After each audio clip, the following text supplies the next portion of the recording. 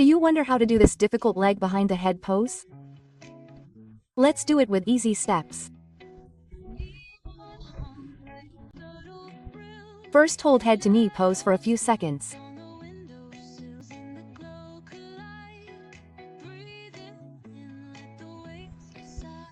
Now, rotate your legs side to side in dynamic.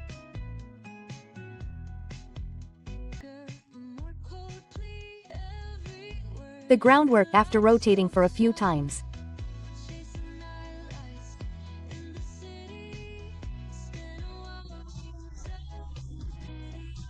Hold low lunge for a few seconds.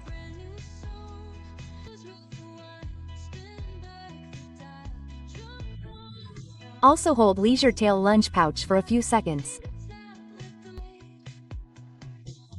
After mastering all the poses, now hold half lotus, extended leisure tail lunge pouch. Practice this preparatory pose for a while before jumping into the final pose.